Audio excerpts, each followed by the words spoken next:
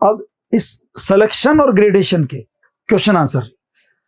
Okay, तो पहला question देखो आप, which is not the criterion for the selection of structures. अगर आपको स्ट्रक्चर्स का सिलेक्शन करना है तो उनमें कौन सा क्राइटेरिया नहीं है?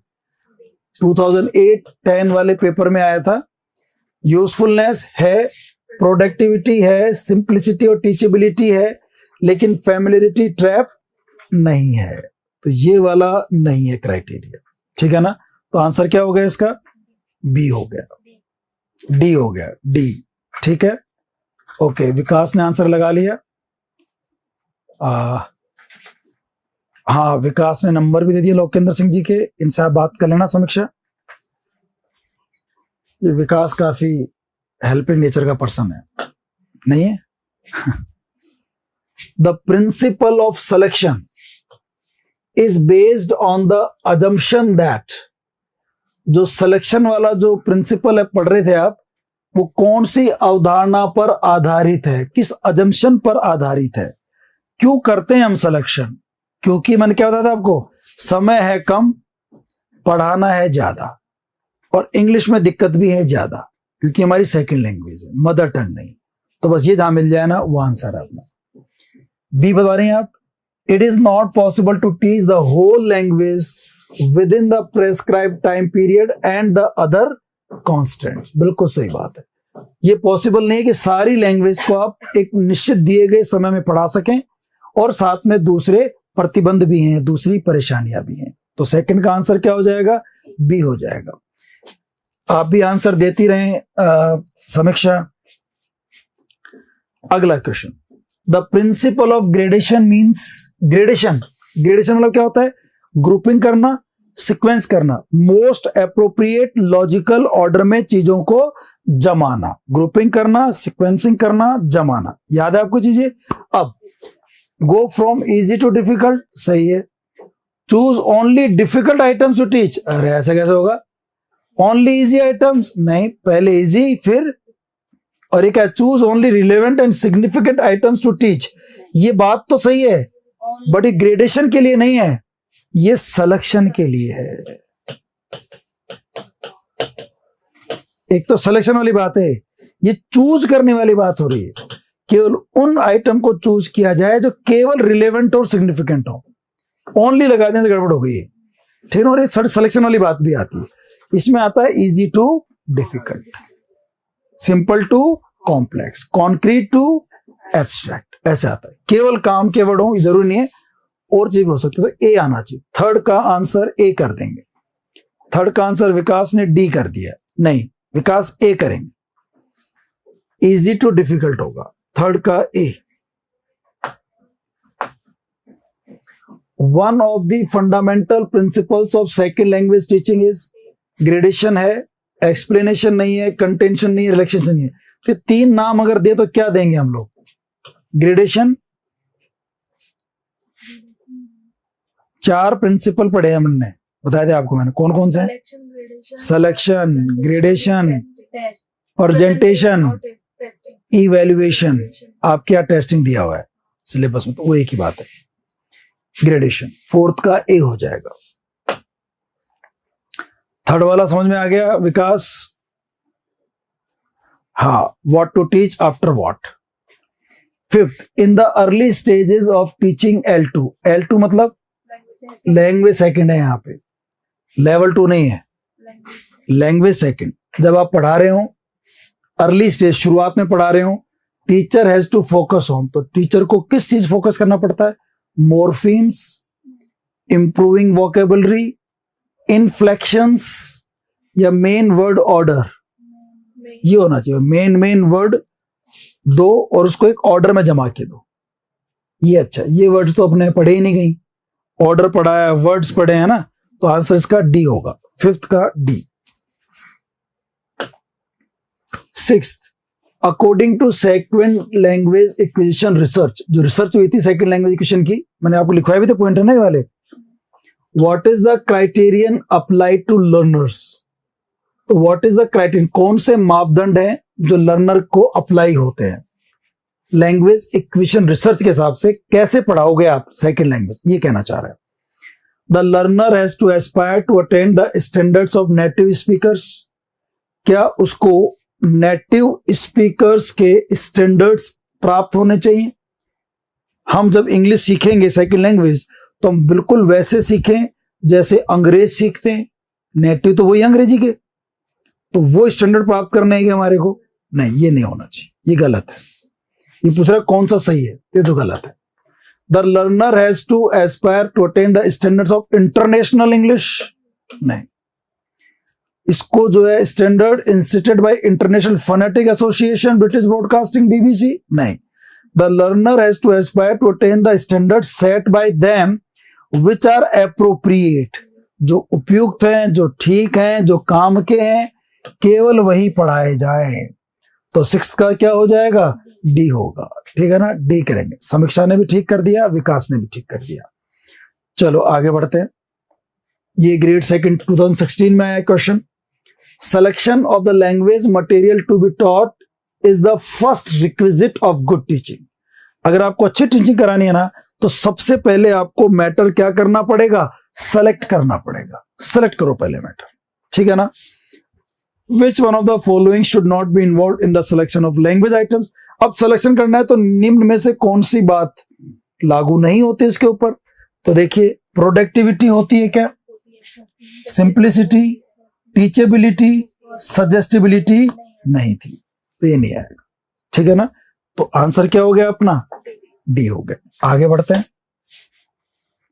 Putting language items in course materials into the best arrangement to maximise learning. अभी थोड़ी देर पहले आते हैं, अधिक से अधिक लर्निंग करवाने के लिए आप अरेंजमेंट करते हैं मटेरियल का। ये चीज क्या कहलाती है, सिलेक्शन या ग्रेडेशन या प्रेजेंटेशन, ग्रेडेशन कहलाती है। अरेंजमेंट करना ताकि मैक्सिमम लर्निंग हो। समझ में आ रही बात है यहां तक आपको, ठीक है। 8 क्वेश्चन हो गया। Select the epsilon naught included in the criteria of vocabulary selection. Vocabulary selection में वर्ड की फ्रीक्वेंसी देखी जाती है क्या, देखी जाती है। उसकी स्ट्रक्चरल वैल्यू देखी जाती है, कितना वैल्यू का है, ज्यादा वैल्यू होती है वो काम में ली जाती है। उसकी यूनिवर्सलिटी देखी जाती है क्या, जो हर जगह काम में आ सके। स्पेलिंग थोड़ी देखी जाती है, नहीं, ये नहीं देखी जाती, ये चीज इंक्लूड नहीं है। Select the epsilon naught included in the criteria. Vocabulary selection में वर्ड फ्रीक्वेंसी है, स्ट्रक्चरल है, यूनिवर्सलिटी है। ज्योग्राफिकल एरिया के हिसाब से जो कहीं पे भी चले जाओ वो यूनिवर्स होता है वर्ड, उसकी रेंज बहुत अच्छी होती है। ये सरल भाषा में रेंज कहते हैं इसको हम लोग। रेंज मतलब क्या होता है, जो अलग अलग सिचुएशन में यूज हो सके, ठीक है ना। तो इसका आंसर क्या होगा, डी होगा। 9th का आंसर डी करेंगे विकास जी। यस, आपने सही कर लिया। और समीक्षा, आप 7वें के बाद आंसर नहीं दे रही हैं, आंसर दीजिए। Select the option which is not included in the structural word. कौन सा स्ट्रक्चरल वर्ड नहीं कैटेगरी में आता है, कैटेगरी में नहीं आता, जो जोड़ने में, स्ट्रक्चर बनाने में काम नहीं आता। कंजक्शन काम आता है, इंटरजेक्शन काम आता है, डिटर्मिनर काम आता है, लेकिन एडवर्ब नहीं आता। तो ए हो जाएगा आंसर, 10th का ए। ये हो गए आपके एग्जाम में आए हुए आंसर क्वेश्चंस, ठीक है ना। अब कुछ क्वेश्चंस आपकी प्रैक्टिस के लिए हैं, कुछ प्रैक्टिस के लिए हैं। देखो अब इस क्वेश्चन का 11th का आंसर तो समीक्षा, कोई बात नहीं, कंफ्यूजन होता है, यही अच्छी बात है टेस्ट की। 11th का तो थोड़े सरल क्वेश्चन है।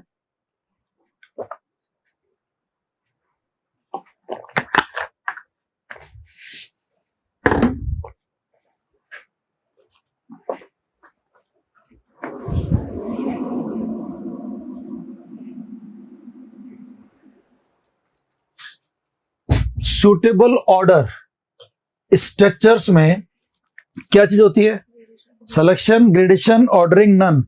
ग्रेडेशन, सिलेक्शन में तो चूज करते हैं, इसमें ऑर्डर में जमाते हैं, ठीक है ना। समझ में आए क्वेश्चन सारे ज्योति, अब तक सारे टॉपिक क्लियर हैं और इसके मेथड्स के, ठीक है। Gradation of language item should be based on. Gradation किस चीज बेस्ड होना चाहिए, सिंपल टू डिफिकल्ट होता है, more useful to less useful, ये भी सही है। टीचेबिलिटी और लर्नेबिलिटी ग्रेडेशन में ये भी आता ही है। और ग्रुपिंग और सिक्वेंसिंग, इनमें ये सारी चीजें आती हैं, इनमें ये सारी चीजें आती हैं। इसलिए बेहतर आंसर क्या होगा? डी होगा। ये सब चीजें भी सही हैं, बहुत अच्छा क्वेश्चन है ये, लेकिन ये सब बातें किस में आती हैं? ग्रुपिंग में। और भाई सिंपल टू डिफिकल्ट तो सीक्वेंसिंग में आ गई, more useful to less useful भी सीक्वेंसिंग में आ गई, यूजफुलनेस, और ग्रुपिंग में तो आएगी, ठीक है ना? इसलिए सारे हो जाएंगे इसके अंदर, डी होगा। 12th का डी करेंगे, ठीक है? नहीं, बस छुट्टी होती थोड़ी देर में। हाँ, इसको ओढ़ लो, चद्दर ओढ़ लो, लेके आएगा। अब वो तो इसमें तो नहीं होगी ऐसी। विच is the characteristic of selection of structures? आपने देखो यही समस्या रहती है, एसी से नहीं चल रहा, जबकि हमारा अधिकतर कोचिंग में रहता सर एसी काम ही नहीं कर रहा, जबकि यहाँ देखते हैं आपको ठंड लगती है। हाँ। कौन सा कैरेक्टरिस्टिक है सिलेक्शन ऑफ स्ट्रक्चर्स का? मैं आपको तो बंद कर सकता हूँ मैं इसको। नहीं, आपको ज्यादा दिक्कत है, ले कर दिया बंद, ठीक है? खुश। Which is the characteristic of selection of structures? Useful, simple, teachable, according to age, all are zombies। ठीक है ना? क्या हो जाएगा? All are correct. What are the principle through which the teaching matter should be selected? Frequency, range, availability, coverage, teachability, learnability। क्यों है भी बार बार question है सेम, क्यों डाले मैंने? ताकि आपको सारे चीजें याद हो जाएं। चलो आगे बढ़ते हैं। हाँ, the principle of frequency implies, frequency वाला प्रिंसिपल क्या है इनमें से? फ्रीक्वेंसी वाला क्या होता है? जिसकी फ्रीक्वेंसी, तो देखो ये दोज वर्ड्स और structure should be taught which have a frequency of occurrence which are used much. वो शब्द जो ज्यादा यूज होते हैं, बार बार आते हैं, वो वर्ड्स, वो स्ट्रक्चर, उनको चूज कर लेना चाहिए। यहाँ क्या कह रहे थे? तो इजी टू टीच होते हैं? नहीं। Difficult to teach? नहीं। इसलिए ऑल द अबव भी नहीं होगा। तो क्या होगा? 15 का सी करेंगे। विकास ने सी किया, और समीक्षा क्या करती हैं देखते हैं। What is meant by the principle of range? Range का मतलब क्या बताया था आपको मैंने? प्रिंसिपल ऑफ रेंज का मतलब, रेंज मतलब अलग अलग जगह पे जो सिचुएशन में जो वर्ड यूज हो सकता है, अलग अलग have, is, am, are, this, that, ये अलग अलग सिचुएशंस में यूज हो सकते हैं। तो वो वाला आपको देखना है क्या आना चाहिए। लेंथ ऑफ सेंटेंस देखता है? नहीं। It shows the number of situation in which a word can be used. तो क्या हो जाएगा आंसर? बी करेंगे। 16 का बी होगा भाई, ठीक है ना? B. What type of words are used in principle of range? कौन से वर्ड होते हैं जिसकी लिमिटेड रेंज हो, नैरो रेंज, कन्फाइंड सीमित रेंज हो, या लॉन्गर रेंज हो, ग्रेटर रेंज, लॉन्गर रेंज? तो 17 का D. Principle of availability refers to two types of words. इसमें दो तरह के शब्द आते हैं, words convenient to teach and words which are useful to people's need. Availability में जो कन्वीनियंट हो पढ़ाने में और जो यूजफुल हो पढ़ाने में। प्रिंसिपल ऑफ अवेलेबिलिटी में words which are short and long? नहीं। वर्ड्स ऑफ रिलेवेंसी, जो रिलेवेंट हो? नहीं। ए कर दो। जो यूजफुल होते हैं ना बच्चों के हिसाब से, अवेलेबल होते हैं उसके आसपास, वो होने चाहिए। ए 18 का ए दिया ना आंसर मैंने? ए होना चाहिए। हाँ, ठीक है। इधर हमारे स्टूडेंट ने क्या जवाब दिया? विकास ने दे दिया, समीक्षा ने भी ए दे दिया। ठीक है, समीक्षा ठीक करी जा रही है। चलो आगे बढ़ते हैं। 19 आएगा ना? कवरेज। कवरेज का मतलब क्या होता है? जिसकी कवरिंग कैपेसिटी अच्छी हो, जो अलग अलग display A number of items. जैसे मैंने बताया था आपको, व्हीकल। व्हीकल क्या कर सकता है? अलग अलग आइटम्स को डिस्प्ले कर सकता है क्या? कार को भी, बस को भी, ट्रक को भी, स्कूटर को भी, है ना?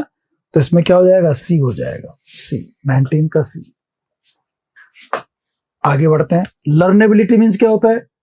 जो स्टूडेंट के लिए इजी हो लर्न करना, easy to learn for the student, जो उसकी एज के हिसाब से हो, उसके इंटरेस्ट के हिसाब से, उसकी समझ के हिसाब से हो। तो कौन सा आंसर होगा? Capacity of students to learn, student की कैपेसिटी के हिसाब से हो, सही है। अकॉर्डिंग टू एज, मटेरियल ऐसा होना चाहिए जो learning ability of the students, student की लर्निंग एबिलिटी के आधार पर हो।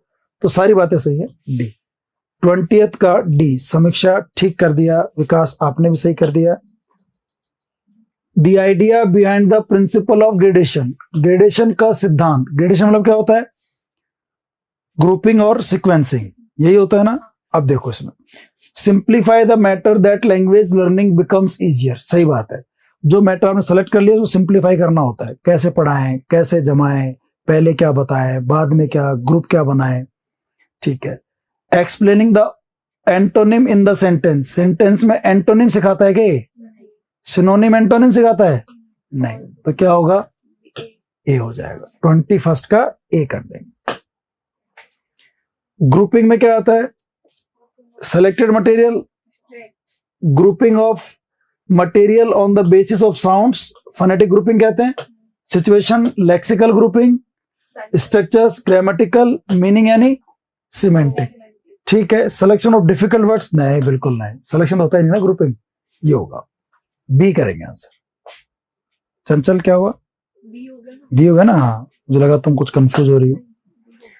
When matter is grouped on the basis of sound, जब साउंड के आधार पर मैटर को आप ग्रुपिंग करते हैं तो क्या बोलते हैं उसको? फनेटिक। याद हो गया? पूछ लेते हैं, एक एक पॉइंट समझ में आ गया ना। Phonetic. When words are grouped according to situation, तो उसे क्या बोलते हैं हम लोग? लेक्सिकल। लेक्सिकल ग्रुपिंग कहते हैं, ठीक है ना, सिचुएशन के हिसाब से। और जब ग्रुपिंग हो सेंटेंस स्ट्रक्चर के हिसाब से तो ग्रामेटिकल हो जाएगा, ठीक है ना। अलग अलग क्वेश्चन बना दिए पढ़ने सारे। और when can group material on the basis of meaning, meaning के हिसाब से हो तो सिमेंटिक हो जाएगा, ठीक है ना। कितने क्वेश्चन है? 32 है, ठीक है। What is the principle of sequence, sequence वाला प्रिंसिपल क्या होता है?